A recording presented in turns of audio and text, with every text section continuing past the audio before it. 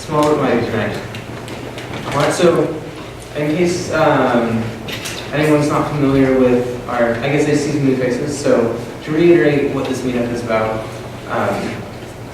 me and some of the other organizers essentially noticed that there are various companies and individuals in town who care about software system design. They're using good practices, designing robust systems, but there's not a lot of communication between these people, and a lot of people end up only learning within their company or from scratch, depending on their environment. So we wanted to increase the flow of ideas across companies and hopefully create a shared design language so that even when we're not at this meetup, we can be sharing ideas more easily between companies. So tonight, our first speaker is Nick Hebert from SpreeTail. I've had the pleasure of working with him before, and he is an awesome guy and a very good programmer. And then our second speaker will be Andy, and he is an architect at DPL who does a lot of work helping other companies get their software system designs up to speed. So with that, thank you much for speaking tonight. Yeah. I'll let you take it away. Thanks, Spencer. Thanks everyone for coming. I'm probably not going to give this side of the room very much love. I'm a left-handed guy, so I'm going to do all my gestures over here, so just to make sure I don't forget about you. But yeah, I'm going to talk a little bit, probably 25 minutes, leave some room for questions, and then we'll get Andy up here as well. Title of mine is the transitional architecture at SpreeTail, and that transition will become apparent as we get into the slides a little bit. So yeah, if you do have questions during it, feel free to raise your hand, throw them out, and then I'll also listen for the end as well. Quick shout out to Spencer for organizing this meetup. Thank you, Spencer. It's a really cool thing. I'm really passionate about this topic, so I always like to get involved whenever I can. And then Jimmy Lee at SpreeTail, there's about half of this presentation is championed by another engineer at SpreeTail. So I give props to Jimmy as well.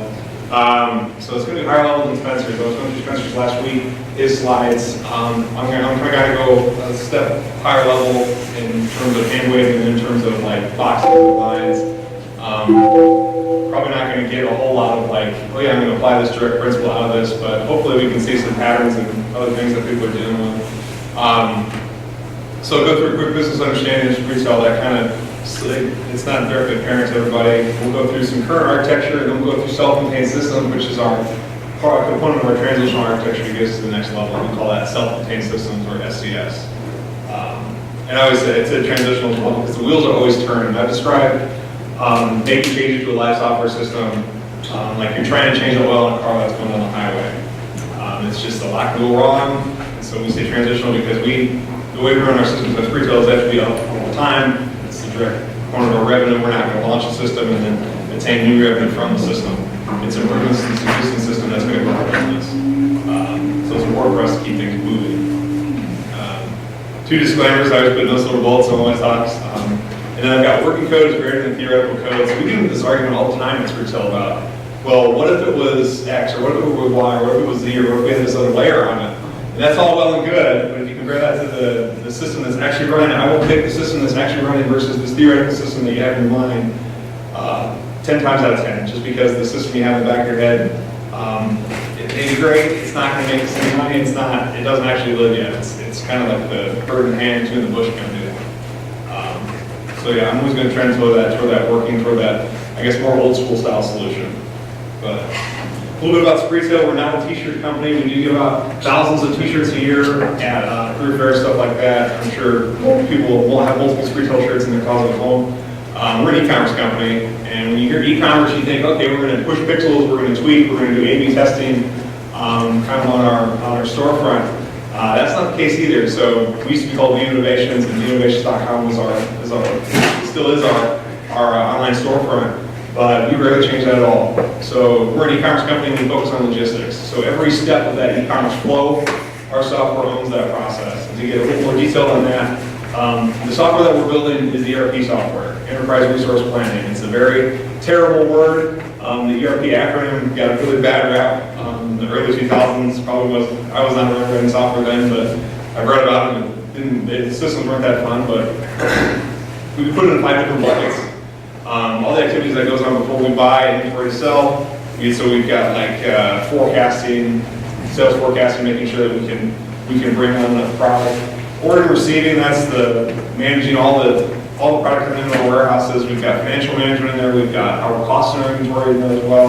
The active merchandising, so we've got changing prices, we've got content management, we've got integration with marketplaces, all that kind of stuff. Fulfillment, so that's the one-piece flow of items in our warehouses with a scan system, as well as customer experience and kind of the entail of what it means to work with our customers, so returns, exchanges, maintaining IVR, that kind of thing. So I put this slide up here just because there's not really a type of system or a system that we're not going to touch and we haven't touched yet. We pride ourselves on writing most of our software in-house. So this is what you get. At SpreeTail, you get ERP-style software. It's not ERP software because, again, that acronym is very bad.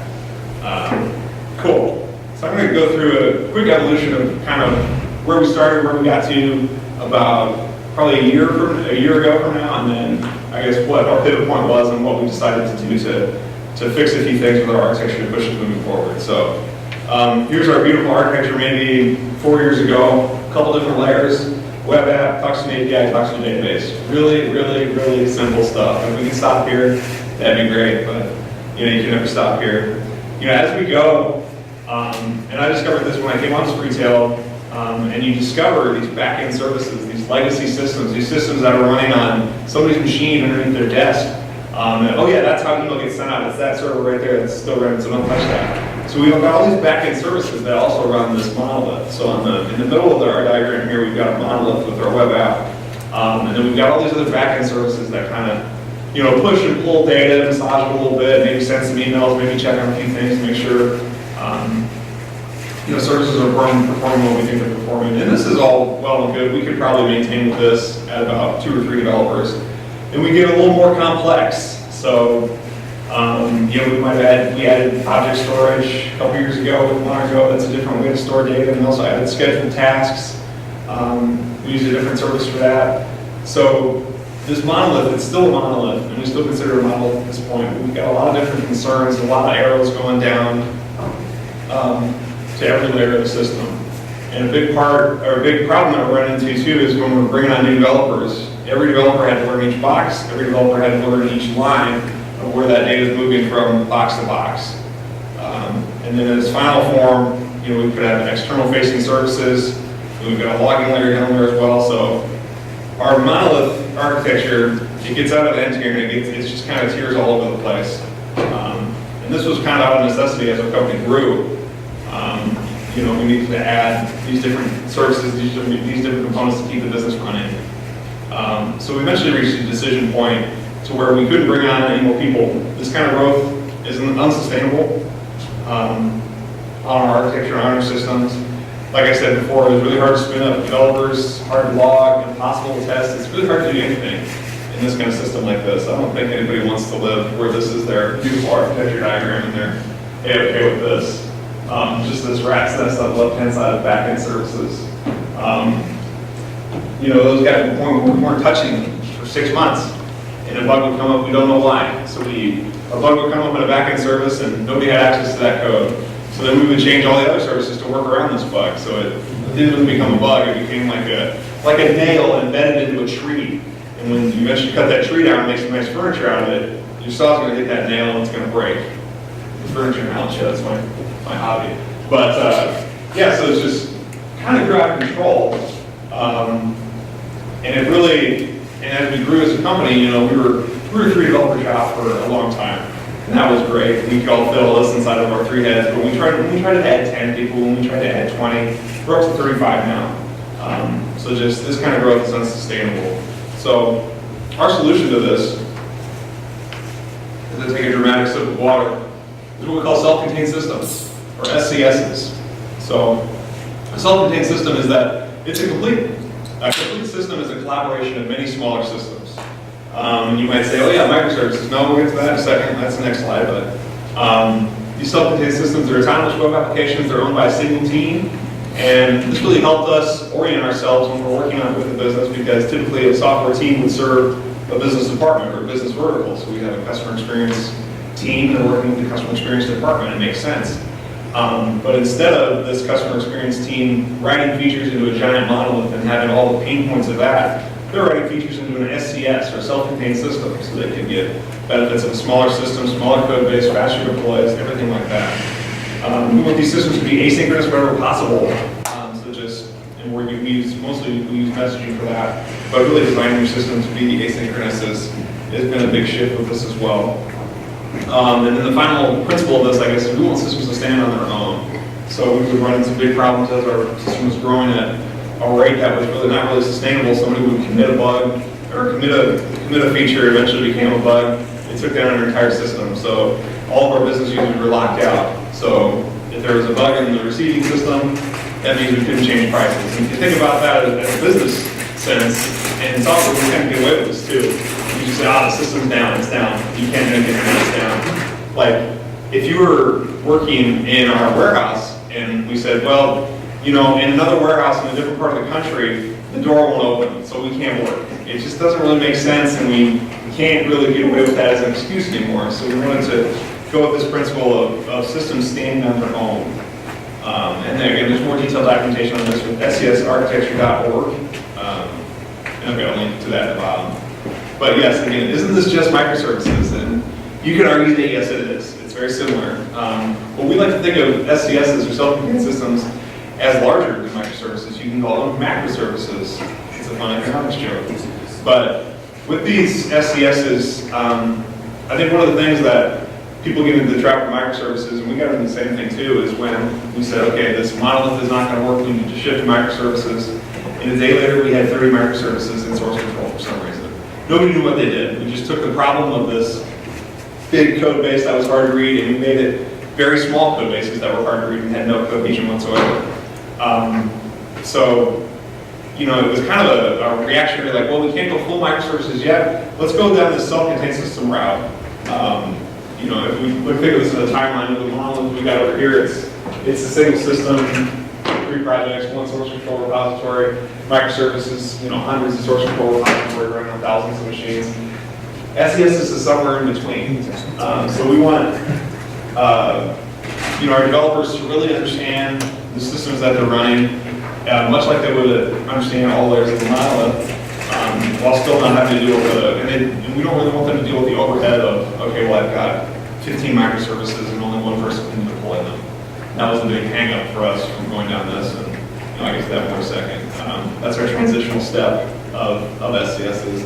Again, coming back from working code to theoretical code, theoretically, if we had a huge system of microservices that would be better for us in the future, well, what can we do in reality? Well, we can do 10 systems maybe if we're smart and if we study hard. We might be able to do 10 next year or 10 in 2 years. So it's just that logical step. And again, we have to do these logical steps because we need to keep the system running because it's the lifeblood of our entire company. And it's not going to push back a product release a year. It's going to significantly hamper our company's ability to grow. So we need to make a DevOps investment as well. So investing this kind of knowledge into people. We thought that everybody kind of knew and wanted to do that. That's not really the case. We're having to specialize a couple developers and training up other developers to think in this DevOps mindset, as well as the tooling behind it. We are a pretty frugal company, so we like to use open source tools when we can, and we like to justify and like to really get a lot of value out of the tools that we're going to buy off the shelf. So we really need to invest in our tooling and invest in that knowledge. I put shadow business benefit because if you go to a business person and say, see all this software that works, we're not going to do this anymore, and we're going to do the same thing. It's going to take us 18 months, and we're hopefully going to get back to this working system after 18 months, and then we'll be good to go for the next 2 years. That's a very hard sell. That's if you've got let's say you've got an airplane running cargo from New York to Miami, and you just say, hang on, we're not going to run this airplane for the next 18 months, and then 18 months later we'll turn the thing back on, and it'll work fine. Like, there's no real business benefit, no direct business benefit for us doing this kind of transitional architecture shift. That's why we do this slowly, that's why we need to do it more methodically and with this middle step. And then the final point is actually is the fun point for me. I added, it was like the last thing I added to this presentation. It was, we don't need that hyperscale. So we're not I don't need to run 100 nodes of our receiving, our receiving service or receiving functionality. We don't need it. We have 200-ish employees working for us. All of our traffic is pretty even throughout the day. Again, this is line of business applications. This isn't like hyper web kind of traffic we're dealing with. This is the systems that run our business, so we kind of expect that. So we don't need that hyperscale. Why do we need to make this added microservices investment if we're never going to reap that benefit? So that's why we did the middle step. Our systems going forward, it's really just a mini monolith. We have a web app, and I have a microservice that it's talking to there on the left-hand side. You can think of that as an API. I put it as microservices because we can expose that and have other SES talk to it if we need to. It gives us a little more flexibility. We have these backend services as well, so all those lovely Windows services that run our business, we can still keep them contained within a self-contained system, probably along the lines of the same code base, so we don't have to throw all that out and re-architect that quite yet. And then on the bottom, again, logging, DB, and object storage. A couple things to note here, and I'll get to this a little deeper in the presentation.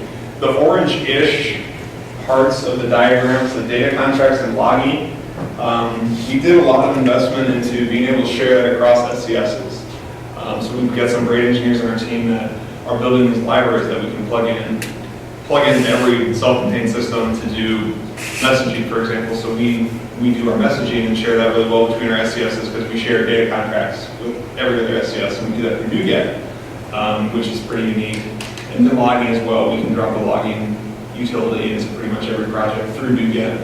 So we have that built-in source control. It's almost like an open source model, but it's within our own enterprise.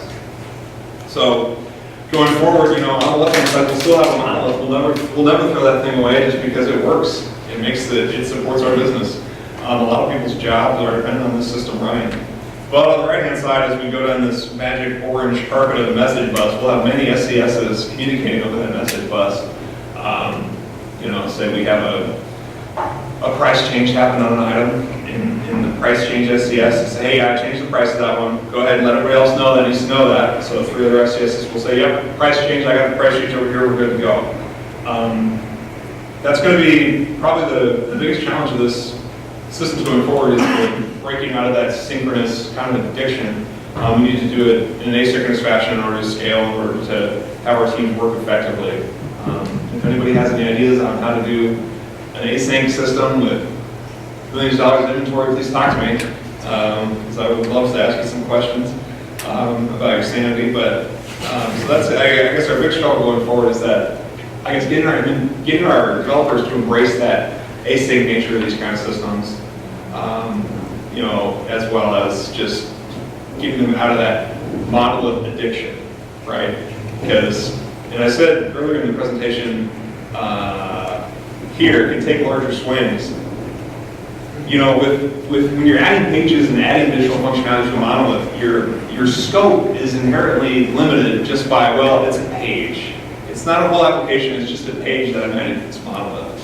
But if you're talking about a self-contained system, you can think much easier in a larger scope of, well, it's 4 pages, it's 3 workflows, it's a bigger system. We're able to take on bigger pieces of functionality while still having this kind of integration with our old system, as well as the benefits of working out of the new system. So, has it worked? Somewhat well. Again, we still encounter issues with the async nature and just getting developers to think in that bigger mindset of a self-contained system rather than just additional tweak to additional page or additional change to a monolith. One thing that this really forced was domain ownership. So we've had just brawls of engineers in a conference room drawing lines across our entire company's schema saying that, no, this is this team's and this is that team's. So this SCS idea forced more ownership of our data, which was really important. And along that, there's another example of that as well on the next slide. This is a better supporter of Conway's Law. So if we put everybody into one enormous system, we're going to function as one enormous and effective team. But if we put people in smaller systems with clearly defined boundaries, people have a little more insulation between stepping on each other's toes or not having to worry about implementing something twice. DevOps has really taken off. We have a couple specific engineers that work on that, and only that, and we're trying to ingrain that into a couple more engineers on our individual teams. And again, we can take much bigger swings with our products. Technical aspects behind this. So I mentioned on that one slide with the orange comments, NuGet and NPM have been really, really good for us. NuGet especially, we have a locally or a privately hosted NuGet server, and that's how we do all of our sharing. So if SCSA makes an update, SCSB can choose when they pull that update down. We've got 2 versions automatically on there through NuGet. So we're a .NET shop, so that NuGet option, that privately hosted NuGet server, I think we use ProGet for that. That works really well for us. NPM as well. So we have a lot of, when we're trying to do all these other smaller systems, we still want them to look and behave on the front end pretty much the same. So Alex Maynard, our front end chapter leader, has put a lot of effort into NPM and building everything modular and building everything as a package.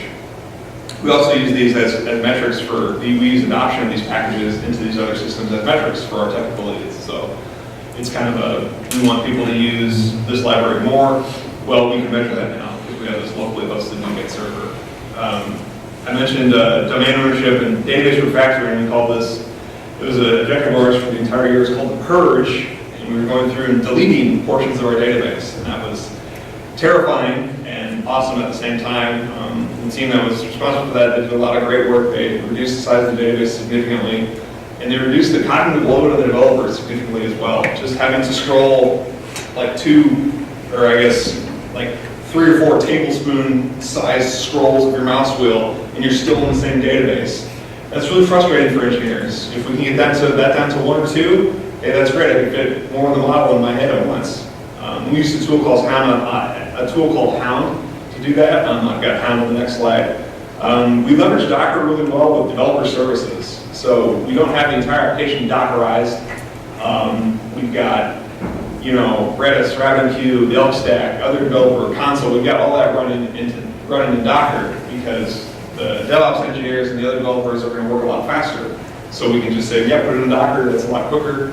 These are open source tools that we're using anyway. So Docker's been a big savior for us there.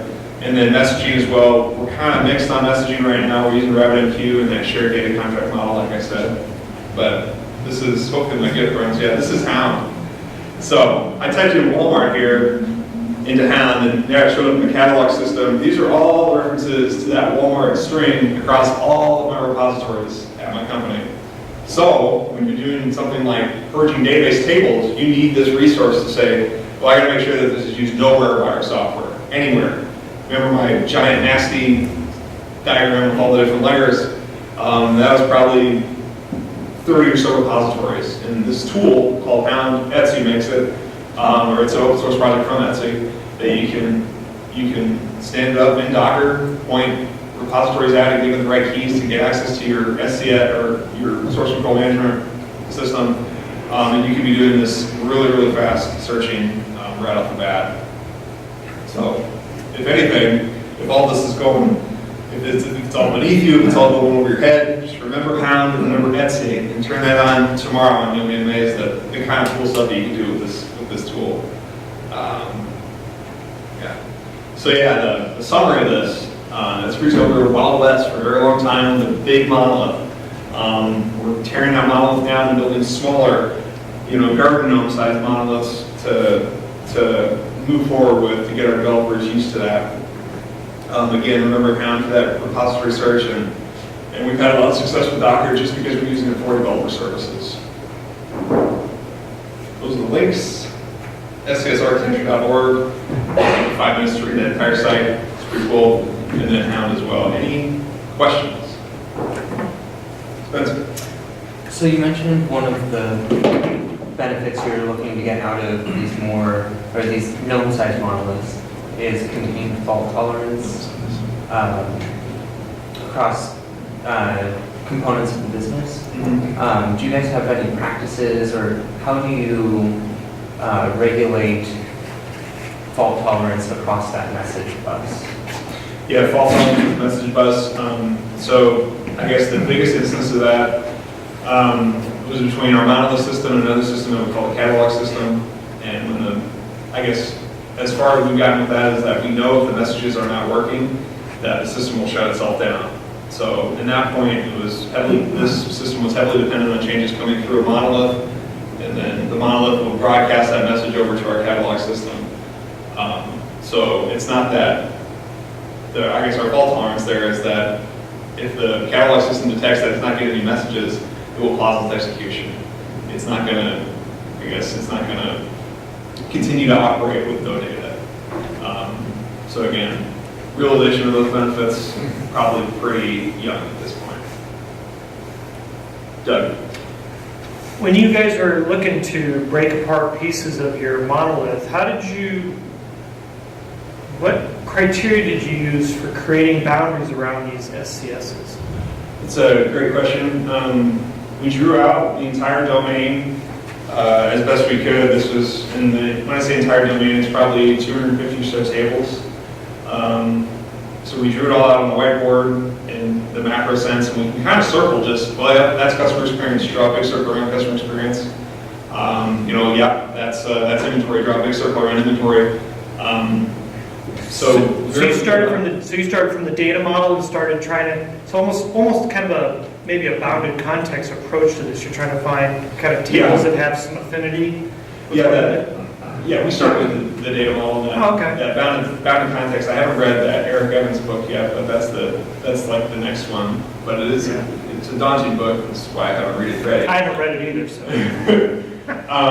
We started with the I guess data first, but there were some pieces of our receiving is a great example of how this really fails with our company.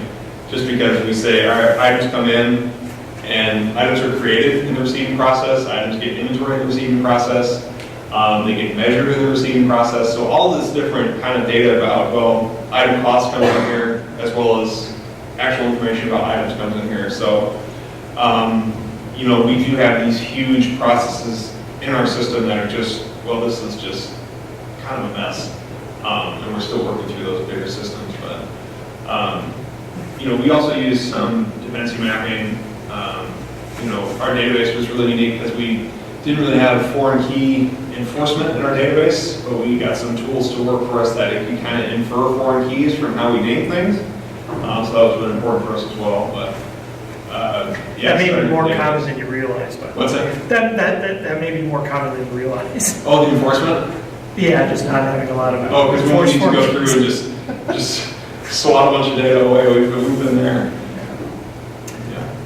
Cool. Go ahead. Is all your infrastructure on-prem, or do you use any cloud services? We have cloud services for, I would say, out of roughly 20 nodes that we run, about 4 are on our cloud. And so we're getting more and more into the hybrid model. But again, for the longest time with SpreeTail, we've been on-prem, buying servers. So that's going to be a tough addiction for us to break. And I don't even think we need to break it yet, because again, I can say what our usage will be just based off of number of people working on our platform. When we transition over to working on something like SpreeTail.com or a bigger shopping experience, it'll be cloud-based. But I guess we're exploring that more and more. Have you looked into the serverless architecture offerings that was really great with queued kind of discrete services? We do have we use serverless for just kind of like a really, really spike project that is not at all involved with any of our other technologies. So if we're going to go down a certain rabbit hole with exploring a business idea, yeah, that one's in serverless, but it's probably going to be rewritten. Just as we use it as proof of concept. It actually was really nice with the async message-driven stuff, because then you don't even need to have like a permanently set up RabbitMQ server. You just have your queue in the cloud, and then one of their offerings will be with AWS Lambda or Azure Functions. You can say execute this function every time a new item gets added to this queue. So it does the same thing in the same way, only it's truly event-driven instead of having like a widget service just listening all the time. Yeah, having to pay and run your own server. That's good. We can do it. Go ahead. So with your smaller SDSs that you've got built out, Yep. what's your strategy for message versioning support? Because I assume that you have different teams changing their messaging at different times because they want to release versions at different times, right? Yeah, the message version, That's a lot of fun. We really haven't figured that one out yet, actually, just because like this one, there's not 3 SCSs, there's really about 1.5. So we really haven't encountered that versioning problem yet. Yeah, I think you can argue a couple different ways with that versioning and kind of like with API versioning as well. But before, when we would have to do that, you have engineers changing every layer. So you can compare versioning to like, well, I changed my service, so I'm going to change all of the things that call my business logic, and I'm going to eventually change the database. Before we had an engineer doing that, one engineer making all those changes in every layer of the system. And you can say, yeah, they should have the power to do that. But I always argue with, well, if we can restrict them from having to do that and have to talk to somebody else, isn't the end result going to be better with that? So we're kind of still on that. Go tap them on the shoulder and say, hey, I'm going to put these changes in. They might break your system. And typically they do. And so we're managing those in the very shoulder tap way right now. Do you have the same problem with the NuGet versioning? You know, when you have teams that want to change the library dramatically enough to where you bump up a major version number, and the other teams have to figure out how to absorb that NuGet? So that version bump works really well for us actually, just because we found with NuGet, nobody updates the version. So we can have people working, the library teams will work on and there'll be 3 versions ahead of everybody that's using it in the wild. So we typically don't have that problem yet, just because of the lag between product-focused teams as well as the teams that build the library. But I mean, for the first couple iterations of any new library, you're breaking it every day or every week. But for our other bigger systems, so we have a NuGet package for logging, NuGet package for authentication, these 2 pretty primary NuGet packages, and they've held up pretty well. You know, they eventually standardized to a point, and we eventually want to get our product teams to put in, well, I want to pull request this change into this library, and then we have somebody else that overviews that and runs the test on the platform side. But I guess we've had more success with NuGet packaging than we have with message versioning. So we need your SCSs, let's say we have 3 different SCSs that need access to customer data. Yeah. Do you replicate the code across the 3 SCSs? Do you have 3 different pieces of code? Do you call one central? Replicate the data is where we have been pushing. Yep. So if you can see everything here, and replicate the data to a degree, but if I've got, you said customer data, 3 SCSs working with. That was just an example. Yeah, just working with customer data. So say in my system I've got to change my name to Nicholas Ebert versus Nick Ebert. So one system has to own it, and one system has to be the source of truth for that piece of data. That Nick Ebert, that string somewhere, that's going to be in a column somewhere in a database within one SCS. The fact that I changed my name, we're going to broadcast that out across the event bus, and then those other 2 customer systems, maybe one holds email information, maybe one holds coupon information for some extended service. They're going to respond to that and say, oh yes, this is a customer name update message. I need to replace customer name in my own system. The duplication of data is very scary. Yeah. But our old way of, and so I'm much more in the camp of duplicating data, just because the alternative is that shared database. We're integrating the database layer, and we got to a point where that option is running out for us.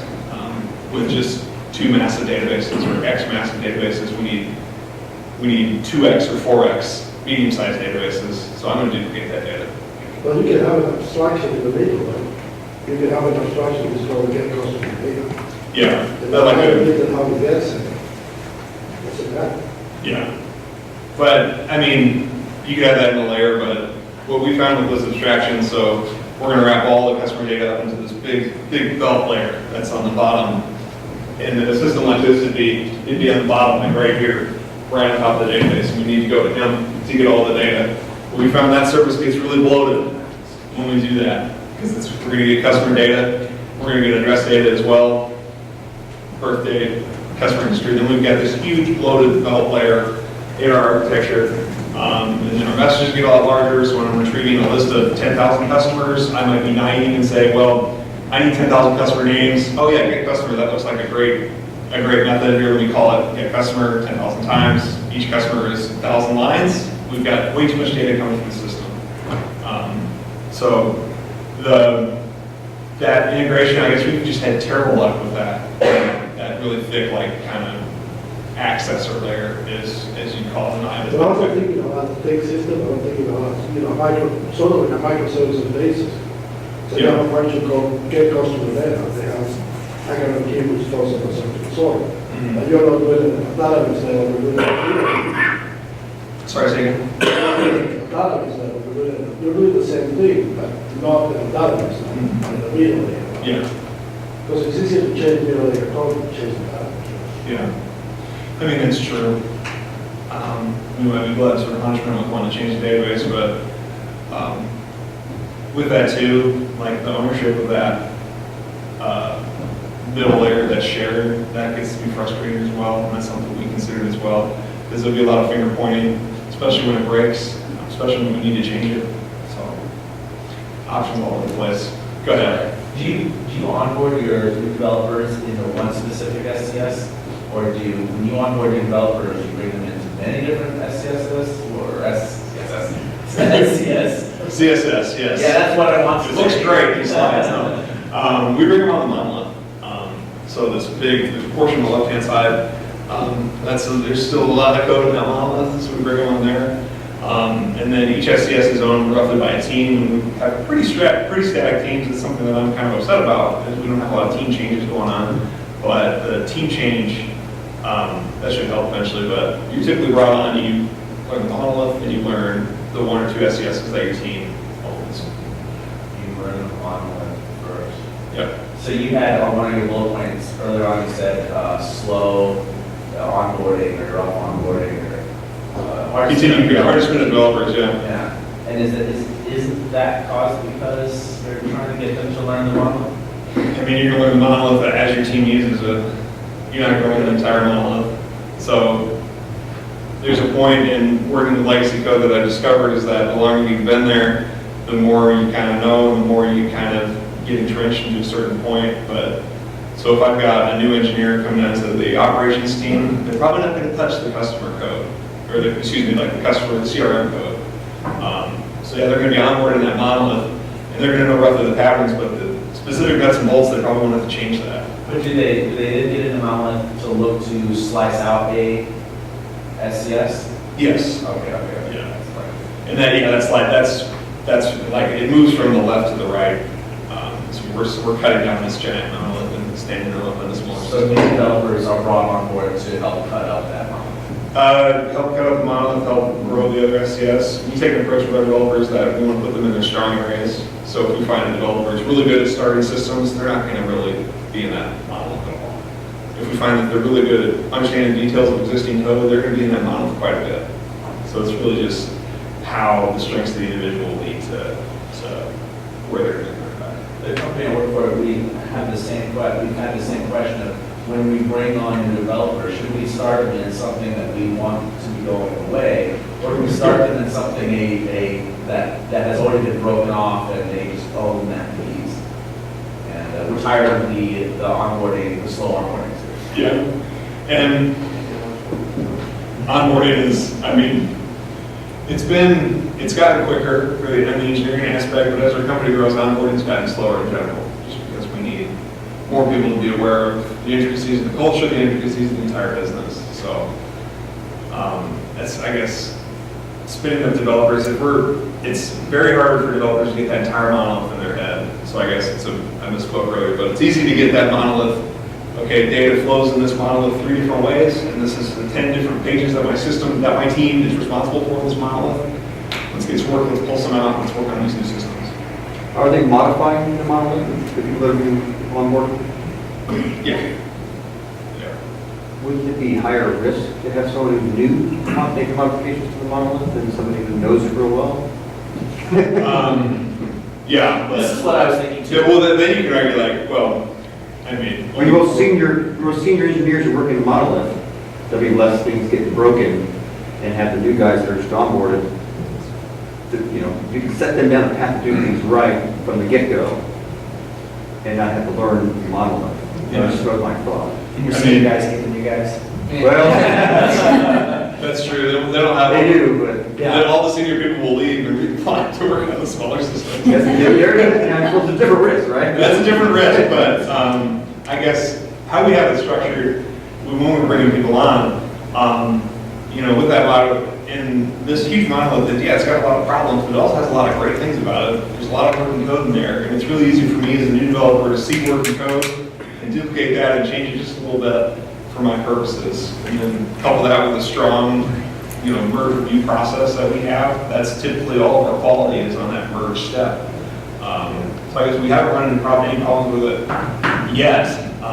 Like you said, there's no silver bullet. Yeah, with new people changing that model. How do you? I hate to squash the conversation, but I know that Nick has some places to be. I want to make sure we have ample time for these. I got time. Okay, I just want to know, how do you replicate your data between those SDS? Replicate the data between SSs. That was a question earlier. Oh, about the duplication? Yeah, the duplication of data, how does it get pushed to another SES? 'Cause each one's got its own database. Over the message. Okay, so you wrote that layer. Yeah. Okay. So yeah, when I'm changing that customer, You're pushing it to. whoever owns it pushes it, and whoever else is subscribed to it, they can save it if they want. It's their data at this point. So if you need to own it for tracking performance purposes, go right ahead. But, thank you. Thank you. Question.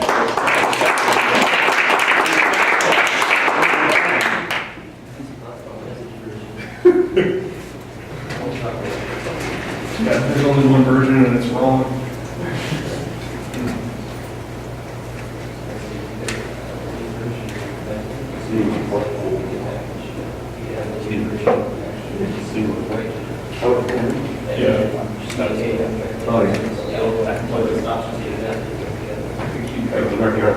Here you go. I have a slide on YouTube later. This is your SES's development graph. Same thing.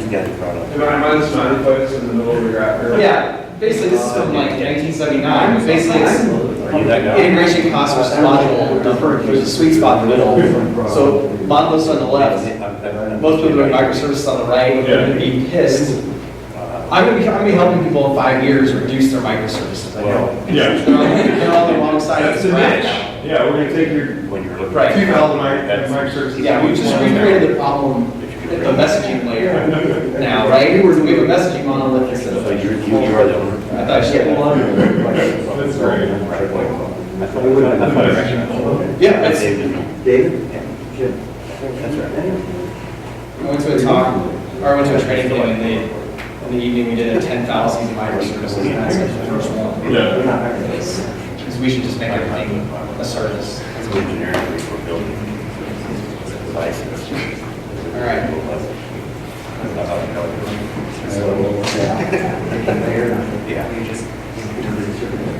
So I'm Andy Edersteer. I'm a software architect at Intel NG. I've been here for about 6.5 years. You want to see like my once a month Twitter post? It's happening. Do that. Nick went higher level than Spencer. I'm going to go even higher level. As an architect, I get the advantage of how I work is I don't have one company that I think about every day. I don't have one system that I'm constantly thinking about. I've gotten to do architectures in the last couple of years for multiple people, so I've gotten to see a whole bunch of different domains, a bunch of different systems. But we use the same principles and the same practice to create those architectures. And so I'm going to do tonight is I'm going to talk a little bit about our motivations for why we do this and why we started doing this, and I'm going to kind of walk you through a little design exercise to hopefully demonstrate to you how we would decompose a system and create that sweet spot of services we'll talk about later. But first, I like to put this slide in most of my presentations because I think it's pretty fun. We build buildings like we wrote programs. First book I wrote was civilization. There's a problem coming for software development. We've made things so complex, we've made things so brittle that over time we really struggle to move applications. We really struggle to make changes, and we had to find a way to prevent this from being a problem. So some of the motivations for, Doug, who just left, when they started grad school in DPL, you know, they worked with 7 different companies, and they knew this was a problem. They got tired of a system getting 3-4 years old on developers. Everybody hates that system. You know, you have all the things like, that's Joe's code, I don't want to touch that. You know, all these common problems that seem to crop up in the system. So what can we do to actually make that a better thing, to make that not happen? So one of the motivations for this is Doug and Chad have a really awesome blog post you can read. That this is from that, but we call it funability. We actually think that one concept of developer happiness and people just liking to work is that the system is actually fun to develop and continuing over time. Not just, we don't have this initial fun rush and then it degrades and everybody hates it. So, you know, it's great to have perks. It's great to have all these, you know, things that people have in businesses. But if your software isn't fun to work in over the lifetime of it, you're going to lose people. People aren't going to be very satisfied. Another motivation for us, this is a graph we use in tons of presentations, but it's very succinct about what we're trying to do. So this is the design statement hypothesis. It's from Martin Fowler. It's kind of like a conjecture. But basically, this says that if you don't do design, it's probably going to pay off in the beginning. You just go fast, you just do kind of evolutionary design, we'll throw code, we'll figure it out, it'll work. There's actually no payoff to that. But if we actually spend time up front and have a good design, we can stay on this red line, and this is cumulative functionality over time. So it's basically saying that the throughput of writing features into our software is maintained. It doesn't slow down. It doesn't mean that every feature that we do, the next feature is going to take some percentage of time longer because there's all these bad things about the system. There's all this complication, all these things. So this is, you know, this kind of boils down to one of our core things of our new architecture. And another point to make on this is that this point can be weeks, especially in a team of more than one person. If there's 4 or 5 people, a code base that doesn't have a design, it doesn't have a, you know, any sort of integrity to it, it can degrade really quickly. And all of a sudden, new features in becomes hard. Another thing we're looking at as software developers is we have greater expectations now. This is from one of the iDesign guys. You know, back when I started software, as you know, you wrote a website. You know, it was a small thing. We didn't do any things. But as software engineers now, this is stuff that is kind of becoming required. You don't write systems anymore that don't do these things. I mean, you need to know about APIs. You need to know about you know, background processing, asynchronous UX, you know, in-flight ETL. All these are becoming the realities of modern software. And so if you don't have design and architecture that easily supports these things, you will have a large burden, whether it's on DevOps, having giant teams that have to manage all this stuff, or trying to backport all your software to have this sort of stuff. And then kind of on that UX theme, you know, this is where I started. It was forms over data. It was really easy. We didn't have to have layers, we didn't have to scale, we didn't have to have dependency injection, right? You just made a win form, put it over database, showed the user some ugly data. But we can't do this anymore. No one, even hardcore internal business apps that we're writing, their internal people are not accepting of software that's like this anymore. So we have to have these good engineering practices to be able to build modern software. So for those that were here last time, Spencer kind of did a little bit of a dive into iDesign and some of the kind of principles of that. That is what we do as well. And iDesign, just to kind of do a little bit of a recap, iDesign is nothing new or unique or novel. It's basically just a solid method of applying a whole bunch of engineering principles and practices that already existed. There's a whole bunch of, it has a whole bunch of rules. I'll talk a lot about this kind of encapsulation of volatility and designing for change. Part of that is every class is a service. So the end result of what I'm going to show you tonight is what we're trying to get is these static diagrams and these, we call them call chains. But I want to give you a couple of caveats of how we actually design software DPL. We deploy plenty of monoliths. So we build all our stuff to be able to run as a service, and we separate the data from the operations. But if we have a website and the client base is just not that large, our scale targets aren't that big, we put all those assemblies together inside of a web application and let them run like that. When we do our architecture, it doesn't necessarily define that we are specifically going to host every single class as a service, because there are times it's just a waste of money and time to do that sort of thing for a smaller application. It just doesn't have the room for that. But our software is designed and implemented in a way where we can quickly pull all those classes out because they're, they're services. We treat them as services. So, does that make sense? And so just a little bit of kind of terminology we'll talk about later. Like, I design is kind of a layered approach. We have clients, and then our business logic, we have managers and engines. We have resource access, we have accessors, we have data.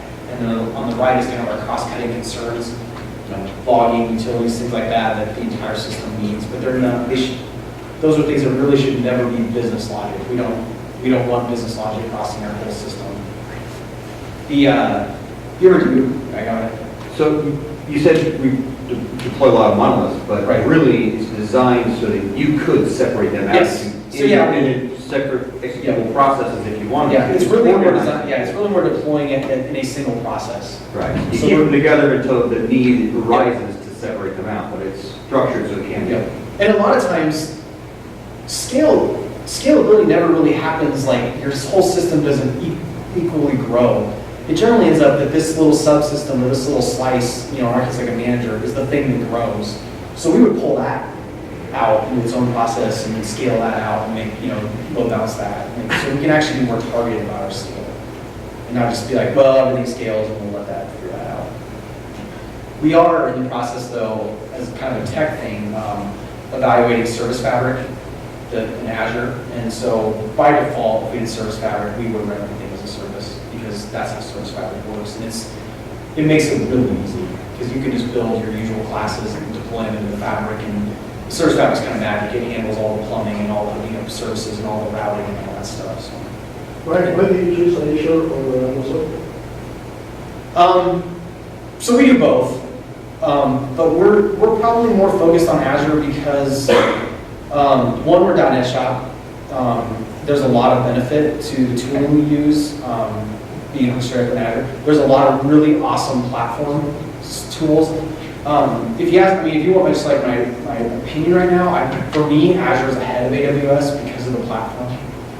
So there's a whole bunch of tools like Service Bus. There's a lot of really awesome things that's like plumbing that we don't have to write. So we can put an application in the cloud without having to think about servers really at all. And not even just serverless, like, for example, if you do Elastic Beanstalk in AWS, they still tell you about load balancers, and they show you all your servers and do all this stuff. But if you do app services in Azure, I don't know anything about that stuff. I just buy how much throughput I want, I buy how much processor I want, and I buy how much scale I want. And they can do that, they can manage that however I want. Like, as a developer and kind of a DevOps too, I'm just tired of knowing about machines. I just don't care.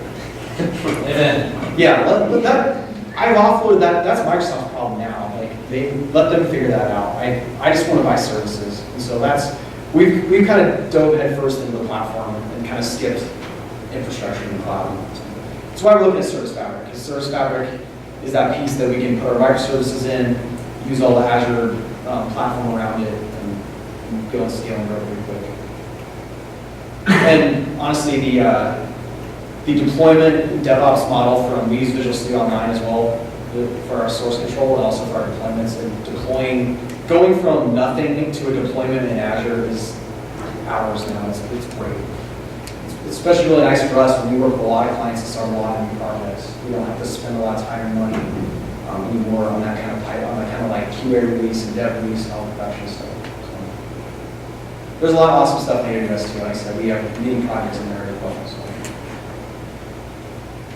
So here's the sweet spot. I kind of brought this up quick before Nick left, but this is kind of they've made a good choice to kind of live in the middle of this graph. And, this is these places that are going to end up with 1,000 microservices. They have a new monolith now. You see these graphs. You're going to have all these services. You're going to have 1 million arrows pointing to different services.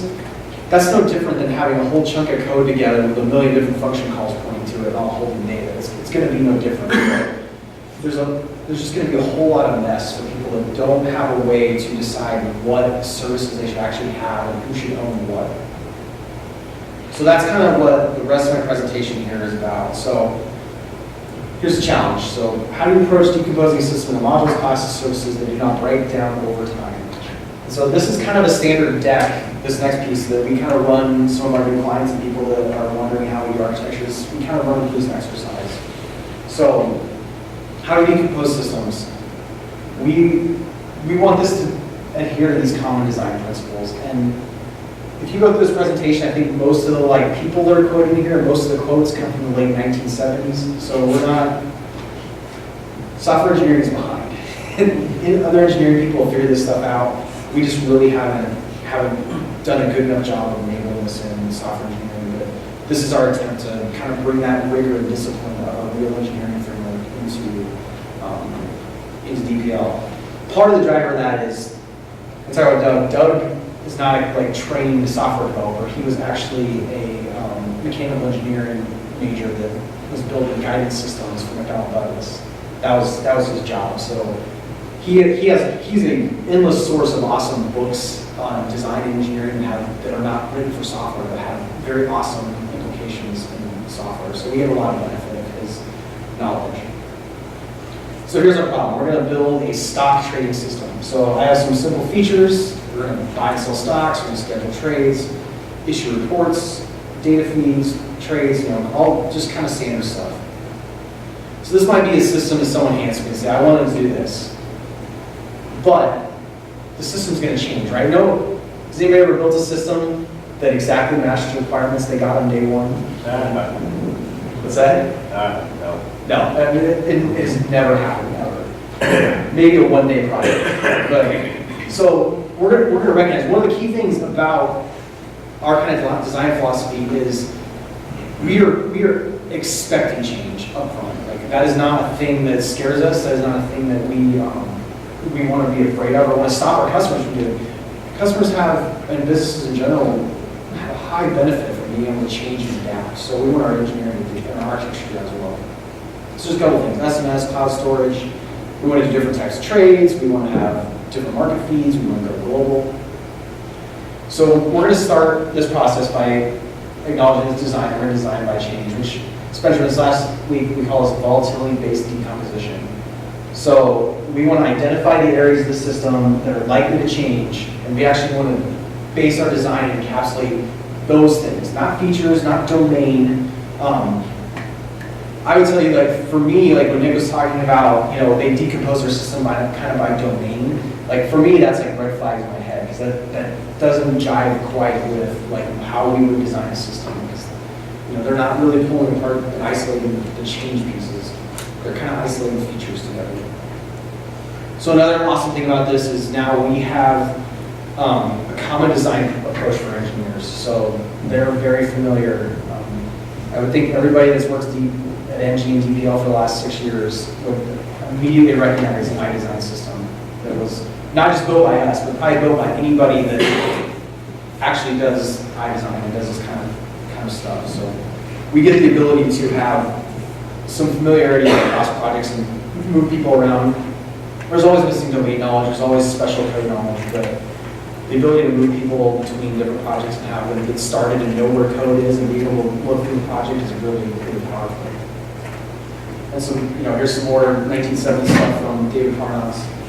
There's a couple of, this decomposing systems into modules is actually an old PDF. It's not very long. It's kind of fun to read. And this is also, if you're looking to, you want to be an architect, to me, this is a place where you can add a ton of value to your organization. Is really being able to recognize this stuff and decompose a system correctly.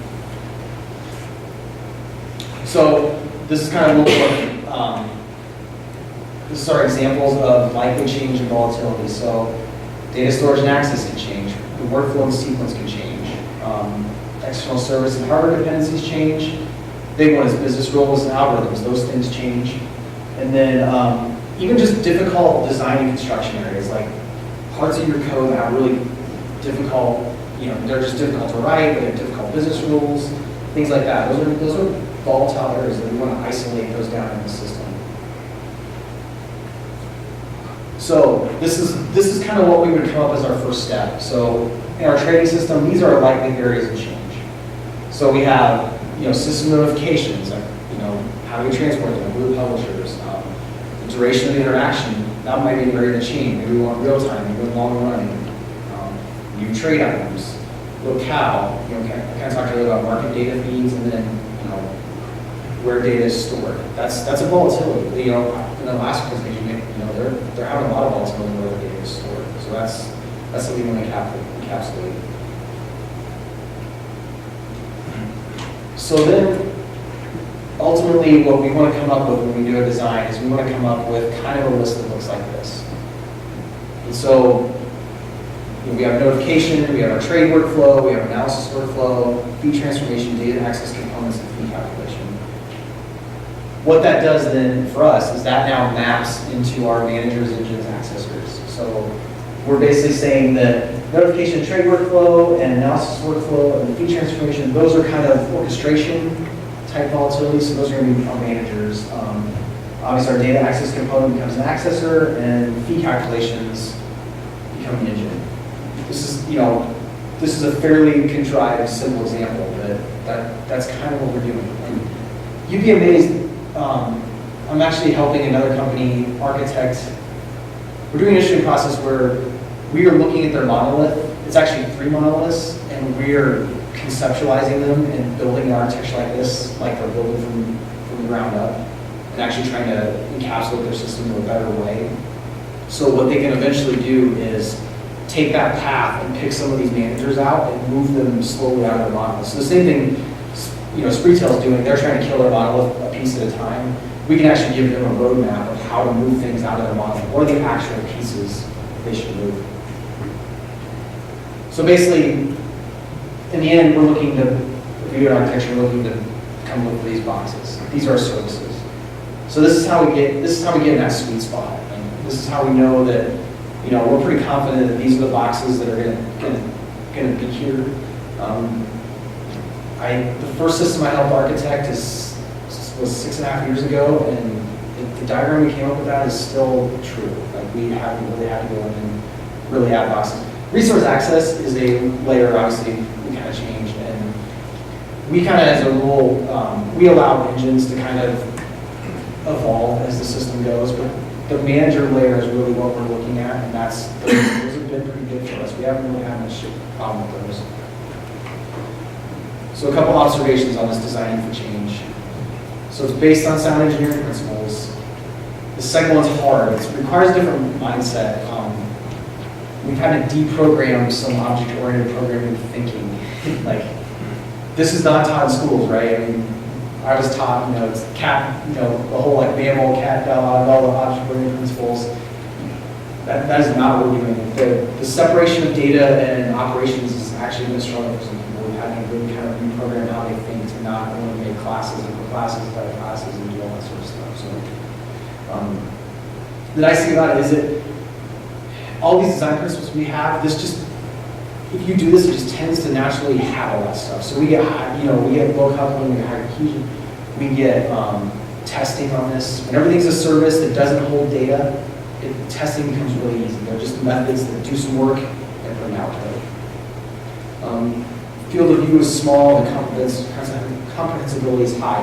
This kind of same goal that, you know, Nick was talking about is like, you know, making these smaller contained systems is that we want to narrow the focus for developers so they can be more effective and they can actually, in their brain, comprehend the entire system they're working on. Same part on some other things. So it's not enough just to do the volatilities. So that's very important. But the kind of other step we do in this architecture process is we build up a story backlog with our client, and we get to what we call call chains. And really what we want to do is kind of build up this list of core activities the system performs. And then we want to define these services and interactions to satisfy these unique activities.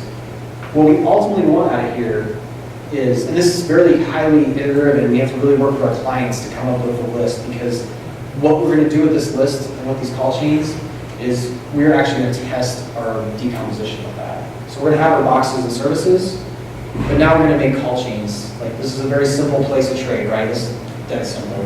Manager, access, right to the database. But then we get a little bit more in detail in analyzing a scheduled trade. And in our world, those dashed lines, that means an async call. So one of our conventions is you can only call sideways async. So manager can't call a manager. So what we do is we come up with all these call chains and we test all these boxes we've created. And we look for things like transactions is a great way to look at this. If a transaction has to happen higher than a manager and a client, that's a design spell for us. We don't want that to happen. So the managers have to be at the correct level to be able to manage the workflow of operations in your system. So we use these call chains we develop with the customers to make sure every one of them can be accomplished with the boxes that we define in our architecture. So those two things combined, we're sending notifications. It's kind of the other side of that. But those are the kind of two pieces we combine to kind of give ourselves trust that this is what we came up with. And so this literally leads to, we do all this, and we do, once we have the story backlog completed with a client, we do the rest of this in 1 week. We give an architect a calendar week, because we're not shooting, there's no perfect architecture. We don't have the information to come up with a perfect architecture. But we're looking for a good enough architecture, and we can generally come up with one. But this will literally map to week 1, we will create a solution that contains projects that are all of these things. And besides our utilities and kind of our other stuff, we expect most of our code to go inside these projects for the lifetime of the system. That's everything we know in 30 minutes, so the questions you have. I had a question on your first slide. You had, at the bottom, you had some basic principles. The last one was, you favor closed versus open architecture. Yes. Can you elaborate on that a little bit? Yes, so this is actually a great place to be. Closed means we have a very specific set of rules of engagement for these services. Things like I said, you can only call between managers async. You can only call down. But basically, utilities have to be on the right, but they can't be business logic, they can't be things like that. We're basically trying to prevent that rat's nest of arrows. So that's a closed architecture. We're basically narrowing the options of our developers of what they can do in the system. So they can't just go in, create a new CS project, jump in, call an access or call a manager. That just violates our closed architecture. So if you're more open architecture, then you have that. Like I would argue these new microservices things are very open, right? There's no one really stopping you from calling that API and that API in this order and doing these things. They can protect themselves, but there's no management of that. So that's kind of what we mean by closed architecture. It's not completely closed. It's really hard to do it fully closed, but for the most part, that's what it is. I think you touched on this a little bit, but how do you approach breaking up an existing monolith into this type of thing? Because I think you said earlier that you actually look at the entire monolith and decompose the whole thing in your traditional process, and just use that as a roadmap? Yep. And so what I would do if I was coming to break apart a monolith is we would probably come up with these 5 or 6 managers, and they all underneath of them kind of have a discrete set of engines and accessors. And I would identify the ones that you can pick off and just move that entire, actually notification is a great one. It's one of the easiest ones to start with. Let's take all the pieces of code that notify things and pull them off into a service, and then get rid of all that, get rid of the monolith and just API that, and then go look for the next piece of thing. Because I'm pretty familiar with this stuff, but I didn't get the angle of breaking an existing thing. So, everyone likes to say we need microservices. Does doing the full monolith in this architecture help you design the not so microservices that make the most sense to split off? Is that kind of benefit? Yeah, so the benefit is, we have this roadmap of where we want to go, but now we got to figure out what pieces of these we can actually first pull out of our monolith and start putting them on the side and calling them. It's not easy, especially the data access, Obviously there's still logistics. So would you say that's kind of like the main principle behind breaking a monolith with this system? Do the whole thing and then figure out how to get there. Instead of designing microservices and then doing this on one microservice. Yeah, like I said, if you just pull out a feature of your microservice, or just keep pulling out features, you have no idea how many microservices you're getting, how they're going to interact, who controls what. But if you think of the whole system and do this, you can have a little bit better plan and a roadmap. Maybe you never get there. Maybe you pull out 3 managers and you just at least you're going down. But at least you have a clear path to the future of how to break that apart. It's actually a thing probably even a year ago, I wouldn't have said that. Like, we didn't really think about that because we were mostly doing greenfield systems, we were mostly helping people. But back to my question, we actually have people coming to us now. Like, we don't care about new systems. We have this. What do we do? I'd be interested in knowing, how do you identify, like you said in your example, you had the notification service that's one of the things you broke out. How do you know which pieces are easy enough to break out of an existing model, especially if it's somebody else's? Right. That's the question. We don't. Like, that's going to be on the, that's going to be in cooperation with the business that we're working with. Like, we're going to have to get into their people's heads that know this stuff and try to find. Some of it feels like it could be low-bearing walls kind of thing, don't bring that thing out. Yeah. And some of it could be just easier to extract. There is, killing a monolith, there is no easy path. It's always going to hurt me to Yeah. get the perfect road. Yeah, but at least if you do this, and you get all the pain, and you get to this, you know you're in a place you want to be. If you just pull out a bunch of random microservices, like I said earlier, you're probably going to be in a place 3 years from now where it's like, oh crap. How do we refactor and restructure all these microservices? They're small, more managed, more controlled, and they're a better layout. So, kind of skipping that problem. It's Spencer first. Yeah, so there seems to be a lot of interest in how to decompose monoliths.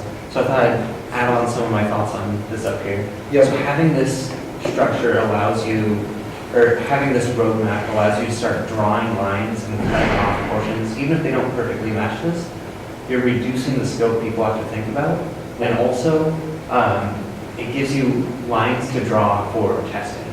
You can start making parts of your application verifiable, and then essentially you can use, or I personally use unit tests to mark the edge of the verifiable system so people know where the organizer code is and then where the cluster starts. I can tell you, probably about a year from now, I'll be able to come back and tell you how successful we are being with this process. I mean, we're really just now doing some large-scale efforts to design new systems this way, but it's going to take some time for us to work with some clients to actually. You mean existing systems? Yeah, to actually start pulling pieces with them and actually see if it. That was definitely a leading question, because that's the world I'm looking at. Yeah. We're just thinking of splitting our monolith into a bunch of somewhat engineering microservices. Yeah. Yep. I've done it on like, People already, oh, sorry, go ahead. I've done it on like 3 different monolithic projects, and following this kind of roadmap has produced some great results. One person I worked with described it as, you go from a ball of Play-Doh where occasionally you pull something out and massage it in somewhere else to Legos that you can just kind of snap in place. Yeah, and in a microservices world, the way to think about microservices for us, each manager would kind of represent a microservice, if you want to think of it that way. Because I'm pretty familiar with that. Yeah, it owns its subcomponents. I would never expose an engine or an accessor out to anyone else, because that violates our closed architecture principle. No green box ever talks to any, gray box or blue. We don't skip layers. Like That's good to do an engine, right? I mean, you may not want to, but it's We don't. still let the business. engines, because managers the volatility of workflow, and so you'd be violating that by going directly to the engine. So you got to go through. The manager is the entry point of the system. Everything else below is protected. How do you manage, there's a certain level of coupling between the presentation, the audio, and the data, but there's no time coupling. Right. But you still have to manage the volatility Yep. at each level. How do you do that? So we do that a couple ways. We actually have, one of our newer strategies is we actually, for these managers, we have a separate set of data contracts and implementations of the manager contract for different clients. So if we have a web app and we have a mobile app, they're going to be performing the same operations to make trades, but they're going to have different data requirements. They're going to have slightly different ways they do things. So we actually split those things apart. So we don't want A trade manager may send a big data contract to a web UI, so we can display all this stuff, but we don't want to send it over the wire to a mobile app. So we actually are working on per client having a separate kind of view of the world and these managers. So that's one way. So you would have two managers, one for the mobile app and one for the... We would have one manager that implements two of the same contracts operations for what we want to do. Two different facets. Yeah, two different facets, yeah. Well, I think just having the layers, the 5 layers alone, already solves a lot of the volatility problems. I don't know if that makes sense. You may not wind up with very many managers at all, but just doing the 5 layers and doing it properly, I was gonna makes things really. fine. So I have this page here. So this comes from an article called "Escaping Appland," and I recommend reading it. It's very fascinating. It's from one of the guys that actually works for iDesign, but basically, the point is, this is from a couple years ago, that we have a lot of people that still build apps and they still think about apps, but we want to build systems. And so one of the ways we can also kind of change that problem is making sure that we don't let our business logic and our core stuff leak into the UIs. So we actually want to build a system underneath of our applications and keep a lot of that business logic out of our applications. Like when I do code reviews,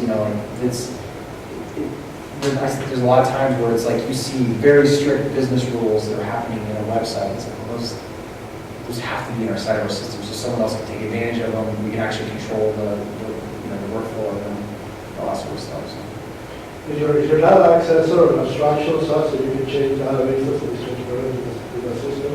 That's the dream, right? That's not the reality. I have yet to see that really pull off well. I mean, there's some areas that kind of works, but for the most part, our resource access is still somewhat dependent on the underlying technology. Your concrete implementation is. But Yes. your interface. Yes. That represents that contract with Yes. the layer above it could be agnostic to the data technology that's being done. Yeah, so if you wanted to implement the same method, implement interface again, and implement it to a different data store, you could just call it. Everybody above it would never know the difference. But as far as like actually swapping out an accessor really easily for another data store, that's still kind of a dream I've never seen happen. Oh, I was just going to comment that I recently migrated Scout Sheet's graph database from Neo4j to SQL, and I was able to accomplish essentially keeping the same accessor to the graph information with just writing a new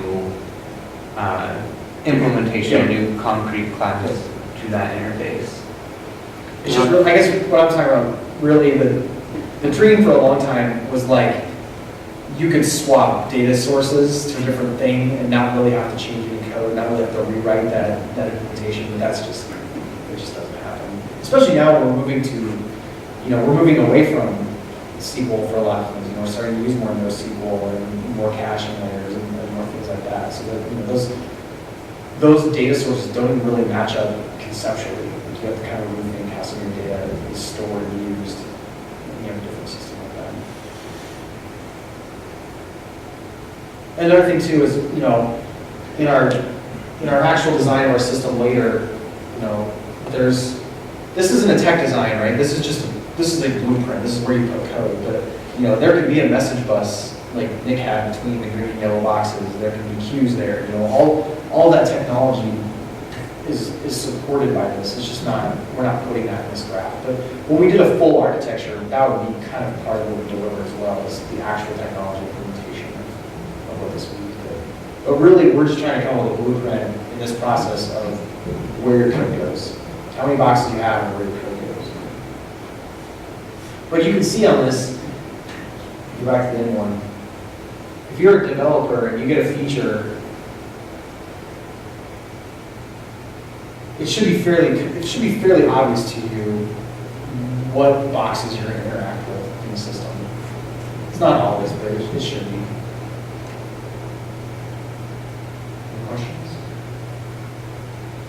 You used to have models or types still in there. I lost them when we were talking about traditional loop And Right. if like your trade accessor or the trade manager, they're still using types like a stock.cs.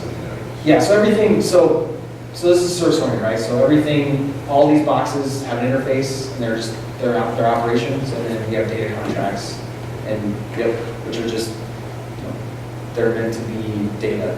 They're getters, the properties, getters, et cetera, there's no function in them. So we take a data contract, fill it up with data, pass it through the system, give back a data contract, maybe the same one, maybe a different one, maybe a list of them. That's I think the biggest change we made was that the separation of data and operations makes a huge difference in your system. You talk about complex, you talk about complex in terms of Microsoft languages? No, contracts are interfaces. Okay, you're talking about the concept. Yep, Yep. Yep, any language. So this, yeah. In fact, the architecture, the monolith we're trying to kill right now is fun because it's a couple monoliths, and it's not only a couple monoliths, it's a .NET monolith and a Java monolith. So we're trying to architect and pull pieces from two different complete tech stacks and do this. So we'll see how that goes. Have you used these strategies on a one Microsoft stack? On just Microsoft? No, Microsoft. No, Microsoft stack. So we have a project running this in PHP.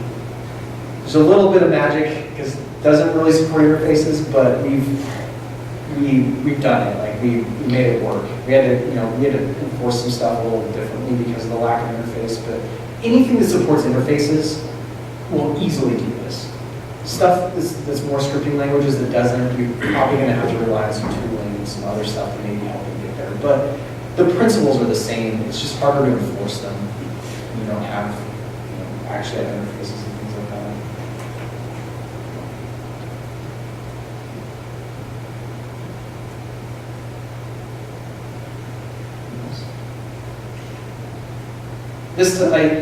This concept it was different to me. It took me a while to wrap my head around the whole volatility system and even identify volatilities. When we work with customers, it's really hard to ask them, what do you think the volatilities are? Because they just think of complicated features or stuff that has a lot of code. Just because that has a lot of code doesn't actually mean it's volatile, it just has a lot of code. And we generally, when we find volatilities, we look in a couple different dimensions. One of them is, are things changing over time? And then are things changing per different customer?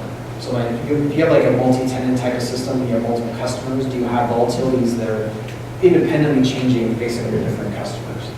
So maybe you had some sort of weird configuration system and it was actually morphing. You have 3 customers, they all change differently. That would be a volatility, but it would be on the customer change, not time change. So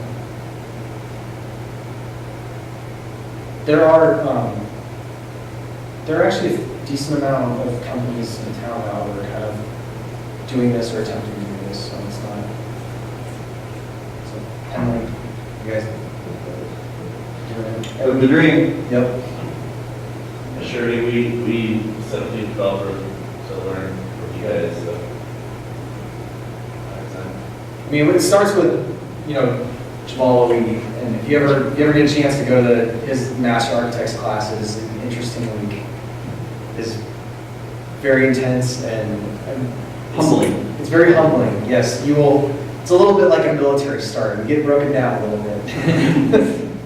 But like I said, the awesome thing about iDesign is it's not just a theoretical thing. It is a practical approach, and it has an actual prescription of how you should do things. So we're not giving our developers and saying, oh, just make everything scalable and encapsulated and, develop information, and do all that, go. Like, that's never worked. Like, those are too, abstract concepts for people to really put in their head every day and think about. So this is a direct prescription of how to do that. It's kind of, for me, it's freeing. Like, as a developer, I have less decisions to make now. Like, when I start a new feature, I don't have to think about what classes to create and where I'm going to put this code and what other things I'm going to break. You can definitely be more focused work or something else. Good. I'm sure there's more we can talk about someday. Oh, no, that's we also have a, if you don't follow our blog, we blog about this stuff and other tech stuff, so. Do you have any slides on the blog there? The slideshow? Yeah, there's, I can put this stuff up, we can probably send it out. Yeah, I'll try to get the presentations and put them on Meetup as well. Yep. So this is where you go to? But we have like, So this URL? No, that URL is their blog. Yeah. Did you RSVP for the Meetup? Yeah. Yeah, you would just go there. All right. yep. But we have like, I talked about this whole, fundability series, we have like 5 blog posts, and there's a lot of these topics and principles that we touch on in there, so. Not all the slides, but a lot of the practical stuff, what we're doing in our company to make our development more fun, like, not making this stuff. Thanks a bunch, Andy. Yep, thank you.